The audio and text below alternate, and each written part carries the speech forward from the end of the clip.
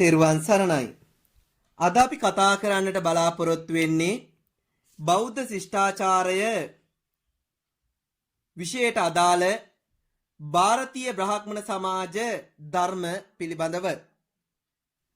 ඒ බ්‍රාහ්මණීය ධර්ම අතර ඉගෙන්වෙන තවත් කරුණක් තමයි ආගමික සංස්කාර කියලා කියන්නේ. ආගමික සංස්කාර යනු පුද්ගලයාගේ ජීවිතයේ සියලු අවස්ථාවලදී සිදු කළ යුතු අනිවාර්ය වූ ධර්මතාවයන්. ඒ අතර යාගය අනිවාර්ය වූ ධර්මතාවයක් වුණා. ආගමික සංස්කාරයක් වුණා. එය අනිවාර්යෙන් ඉටු කළ යුතු වුණා. ඒකම ආගමික සංස්කාර ඉටු කිරීමෙන් ලබාගත හැකි ප්‍රතිඵල අතර උසස් බව, නිරවුල් පැවැත්ම, යහපත මේ ආදී කරුණු කාරණාවන් රාශියක් මොවුන් පෙන්වලා දෙන්නට යෙදුණා. මේ ආගමික සංස්කාරයන් සිදු කිරීම ආරම්භ කළ යුත්තේ විවාහ වීම සමගම. ඒ දරුවෙකු මව්කුස පිළිසිඳගත් පසු එම දරුවාට හා දරු ගැබට මව වෙනුවෙන් කළ යුතු ආගමික සංස්කාර විධි රාශියක් තිබෙනවා. ඒවද සිදු කළ යුතුයි. ඒ ඉන් අනතුරුව දරුවා බිහිවීමේදී සිදු කළ යුතු ආගමික සංස්කාර රාශියක් තිබෙනවා. එවාගේම තමයි දරුවාගේ අධ්‍යාපන කටයුතු ආරම්භ කිරීමේදී කළ යුතු ආගමික සංස්කාර රාශියක් තිබෙනවා.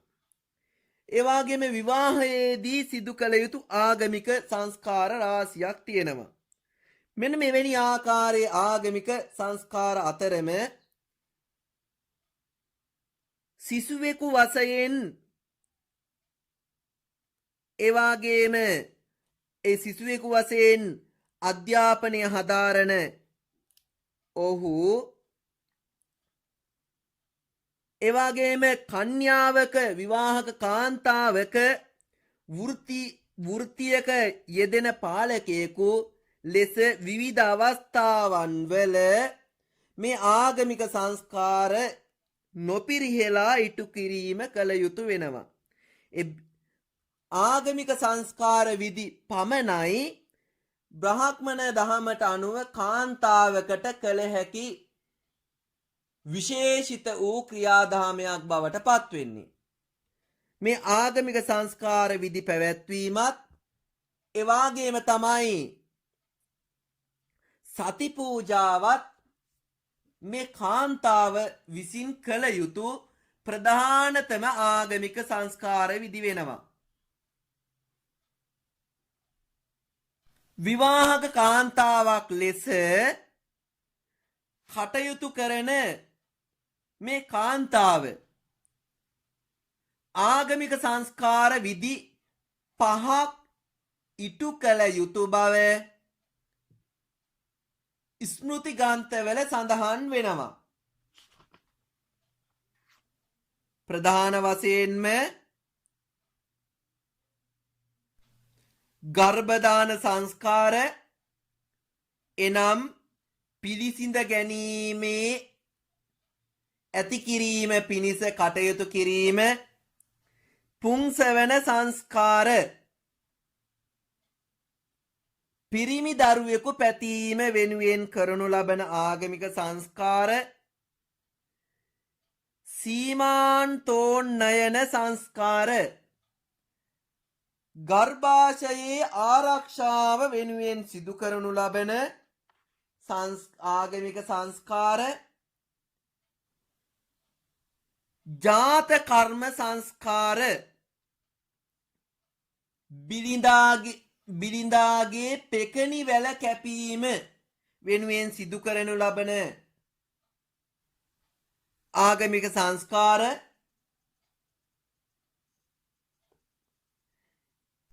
අන්ත්‍යෝෂ්ටි සංස්කාර, මරණයේදී සිදු කළ යුතු ආගමික සංස්කාර විධි යන මෙන්න මේ ප්‍රධාන කාරණාවන් සිදු කළ යුතු බව ස්මෘති ග්‍රන්ථවල පෙන්වා දෙනවා. එසේම බ්‍රාහ්මණ ධර්මයේ ඉගැන්වෙන මේ ආගමික සංස්කාර පිළිබඳව මනු නීතියේද දක්වලා තිබෙනවා. එහි 2:29 සිට 38 දක්වා ඇති ශ්ලෝකයන්හි මෙන්න මේ ආකාරයටයි මේ ආගමික සංස්කාර විධි දක්වලා තිබෙන්නේ මනු නීතිය නම් ග්‍රන්ථයේ. ගර්භ දානය පිළිසිඳ ගැනීම ඇති කිරීම පිණිස සිදු කරනු ලබන ආගමික සංස්කාර විධි. පුංසවන ආගමික සංස්කාර පිරිමි දරුවෙකු පැතීම වෙනුවෙන් සිදු කරනු ලබන ආගමික සංස්කාර විධි. සීමෝන් තෝන් නයන ගර්භාෂය ආරක්ෂා කිරීම වෙනුවෙන් සිදු කරනු ලබන ආගමික සංස්කාර විධි. ජාත කර්ම බිරිඳාගේ පෙකණි වැල කැපීම වෙනුවෙන් සිදු කරනු ලබන ආගමික සංස්කාර විධි. උත්තානය උත්පත්තියේදී බිරිඳා එසවීම වෙනුවෙන් සිදු කරනු ලබන ආගමික සංස්කාර විධි. නාමකරණය බිරිඳා ඉපදීමෙන් පසුව නම් තැබීම වෙනුවෙන් සිදු කරනු ලබන ආගමික සංස්කාර විධි. කර්ණ ඡේදනය බිරිඳාගේ කන් විදීම වෙනුවෙන් සිදු කරනු ලබන ආගමික සංස්කාර විධි. නිෂ්ක්‍රාමන බිරිඳා දොරට වැඩීම වෙනුවෙන් සිදු කරනු ලබන ආගමික සංස්කාර විධි. අන්න ප්‍රාසනය ඉඳුල් කටගෑම වෙනුවෙන් සිදු කරනු ලබන ආගමික සංස්කාර විධි. විද්‍යාරම්භය එනම් ප්‍රථම වරට අකුරු කියවීම වෙනුවෙන් සිදු කරනු ලබන ආගමික සංස්කාර විධි.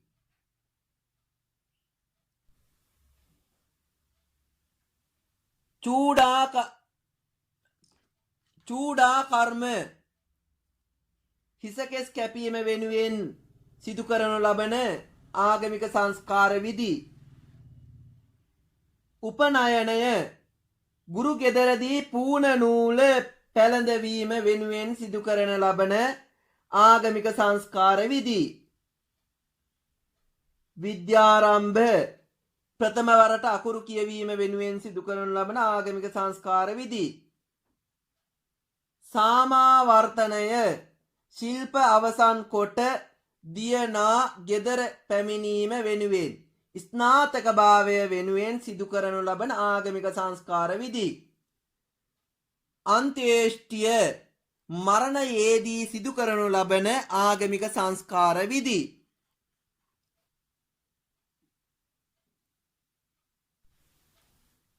එසේම මෙය පිළිබඳ තව තවත් පැහැදිලි කරනවා නම් ගර්භදාන සංස්කාර යනු අඹු සැමි ඇසුරින් කලලය හට ගැනීම හා ඒ කලලය හට ගැනීමෙන් පසුව ඒ ආරක්ෂා කර ගැනීම සඳහා කළ යුතු ක්‍රියාකාරකම් තමයි මේ ගර්භදාන සංස්කාරය තුලින් පැහැදිලි කරන්නේ.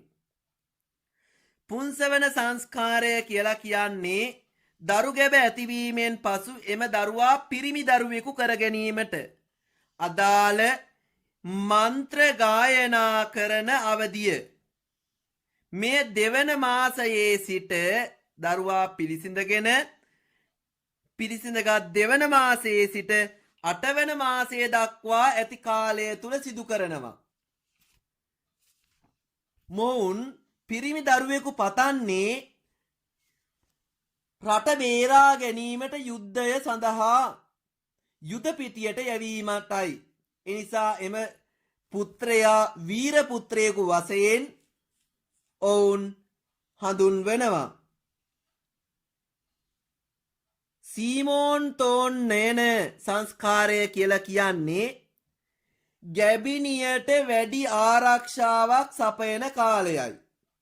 මේ කාලයේදී 8 වෙනි මාසයෙන් පස්සේ මේ කාලයේදී ඒ ගැබිනියගේ හිස කෙස් උඩට කරලා ගැට ගහනවා.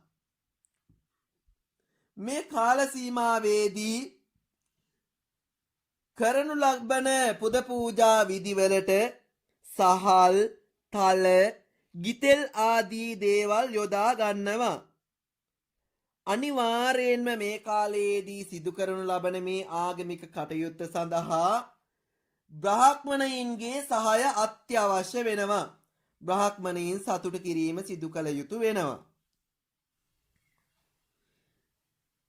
ඊළඟ කරුණ තමයි ජාත කර්ම සංස්කාර කියන්නේ. ජාත කර්ම සංස්කාර කියලා කියන්නේ දරුවා බිහිවන කාලය. දරුවාට හෝ මවට වන හානි අපල උවදුරු යම් යම් දෝෂ ඇතනම් ඒ සියලු දෝෂ දුරු කර ගැනීමට ශබ්ද පූජා කරමින් මන්ත්‍ර භාවිතා කරමින් දරුවාගේ ප්‍රසූතිය සිදුවන අවස්ථාව වෙනතුරුම මේ ආගමික සංස්කාර විධි යාග හෝම විධි පවත්වනවා. මේ සඳහාද බ්‍රාහ්මණ වංශිකයින්ගේ බ්‍රාහ්මණයින්ගේ සහභාගීත්වය අත්‍යවශ්‍යම වෙනවා. ඉන් අනතුරුව පෙකෙනි වැල කපනවා. මෙන්න මේ වගේ විවිධ ජීවිතයේ විවිධ අවස්ථාවන් වලදී යොදා ගනු ලබන ආගමික සංස්කාර විධි රාශියක් තිබෙනවා. ඒ අතර තවත් එක් සිදුවීමක් තමයි විවාහ ක්‍රමය. මේ විවාහ ක්‍රමය තුලත් ආගමික සංස්කාර විධි අනිවාර්යෙන් සිදු කළ යුතු වෙනවා.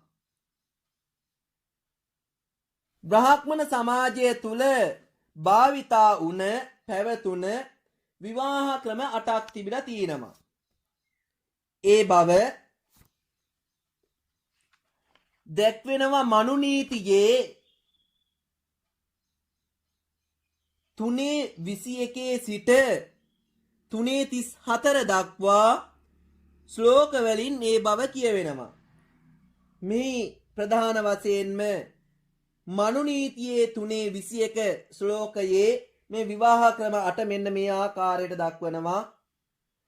බ්‍රාහ්මණෝ දෛවස්ත තෛවාර්ෂ ප්‍රජාපත්‍යස් තථාසුර ගාන්ධර්වෝ රාක්ෂසයි චෛව පයිස්සාවස්වාෂ්ඨමෝදම. මේ ශ්ලෝකයට අනුව එක් එක් කරුණ ගැන අපි පැහැදිලිව සොයා බලමු. පළමු විවාහ ක්‍රමය තමයි මනු නීතියේ 3:27 කියවෙන විවාහ ක්‍රමය තමයි බ්‍රහ්ම විවාහ ක්‍රමය. එනම් ආරාධනයෙන් තම ආරාධනයෙන් කැඳවාගත් තරුණයෙකු හට තම දියණිය විවාහ කර දීම. ඒ බ්‍රහ්ම විවාහය කියලා අපි හඳුන්වනවා. මනු නීතියේ 3:28 ශ්ලෝකයේ සඳහන් වෙන විවාහ ක්‍රමය තමයි දෙවන විවාහ ක්‍රමය දෛව විවාහ ක්‍රමය. එනම් මේ පුද පූජා විධි පවත්වනු ලබන බ්‍රාහ්මණ පූජකයින්ට පූජකයෙකු හට ගෙවන ගාස්තුවක කොටසක් ලෙස මෙම පූජකයාට දැරිය පාවා දීම මේ දෛව විවාහය කියලා හඳුන්වනවා.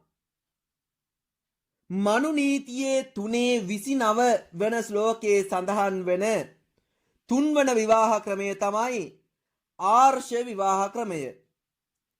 එනම් දායාදයේ වශයෙන් ගවයෙකු හා ගව දෙනක පැවරීමෙන් සිදු කරනු ලබන විවාහය.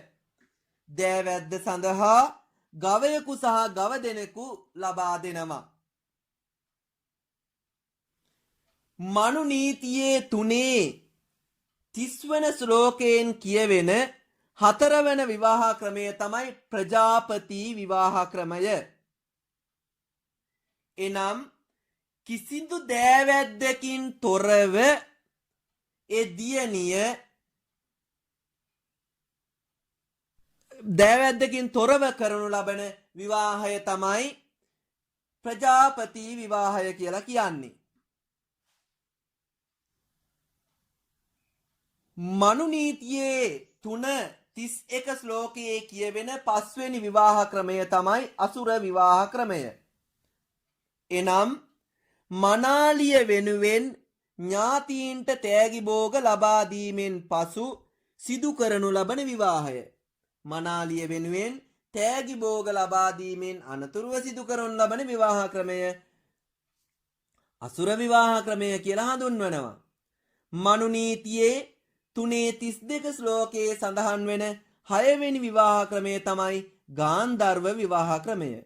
එනම් තරුණයා සහ තරුණිය යන මේ දෙදෙනාම ප්‍රේම සම්බන්ධතාවයක් මත එක්වීමෙන් සිදු කරනු ලබන විවාහය. මනු නීතියේ 3:33 ශ්ලෝකයේ කියවෙන 7 වෙනි විවාහ ක්‍රමය තමයි රාක්ෂස විවාහ ක්‍රමය.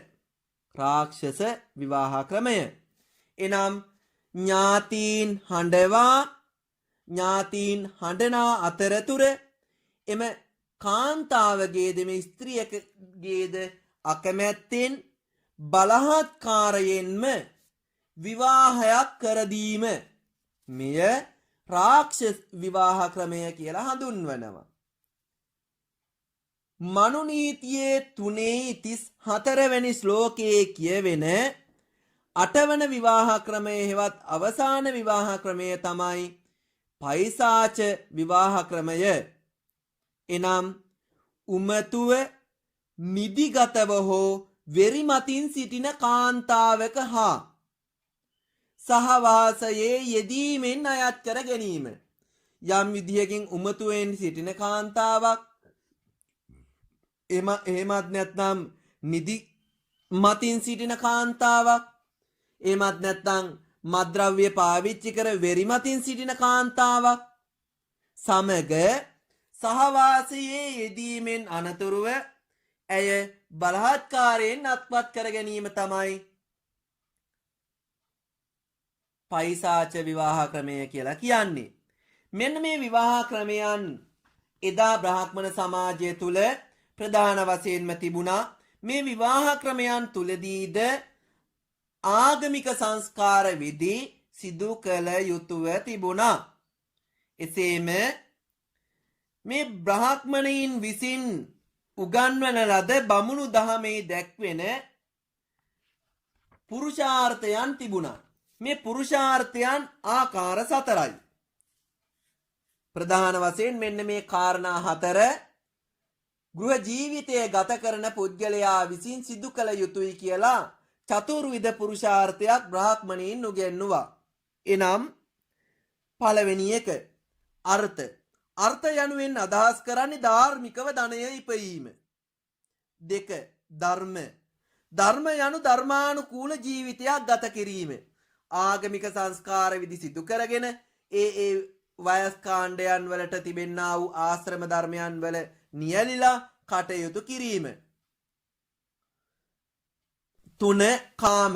කාම යනු ගෘහ ජීවිතය තුල සාර්ථක ගෘහ ජීවිතය තුල කටයුතු කිරීමයි. එසේත් නැත්නම් සාර්ථක ගෘහ ජීවිතයක් ගත කරමින් දරුවන් දරුමල්ලන් පෝෂණය කරමින් ඉඩකඩම් සකස් කර ගනිමින් මිල මුදල් එකතු පහදා කර ගැනීමෙන් ජීවත් වීම. 4 මෝක්ෂ. මෝක්ෂ යනු සියලු සම්පත් අතහැර නිවනම එකම බ්‍රහ්ම සහව්‍යතාවයම එකම පරමාර්ථය කරගනිමින් ඒ මහා බ්‍රහ්මයාගේ සමීපයට ලංවීම සඳහා කටයුතු කිරීම කියන මෙන්න මේ චතුර්විධ පුරුෂාර්ථයන්ද බ්‍රාහ්මණයින් විසින් උගන්වලා තිබුණා. ඒවා සිදු කළ යුතුයි. මෙය හරියට චතුර් ආශ්‍රම ධර්මයන් හා සමානමයි. එහෙනම් මෙන්න මේ කරුණු ගැන හොඳින් ඔබ අධ්‍යයනය කළොත්, මේ කරුණු ගැන හොඳින් ඔබ ශ්‍රවණය කළොත්, ඔබ මේට හොඳින් ඇහුම්කන් දුන්නොත් පුළුවන්කම තියෙනවා මගේ දයාබර දුවල පුතාලට ආගමික සංස්කාර කියන්නේ මොනවද කියලා පැහැදිලි කරගෙන මේ ආගමික සංස්කාර විදි සිදු කරන්නේ කොහොමද කියන වගේ ඔබට නිවැරදි පිළිතුරක් ගොඩනගා ගැනීමට මේ කරුණු ටික ප්‍රමාණවත් වේවි කියලා මා හිතනවා. ඒ නිසා මේ හොඳින් අධ්‍යයනය කරන්න, අධ්‍යයනය කරමින් ඔබේ දැනුම වර්ධනය කරගන්න.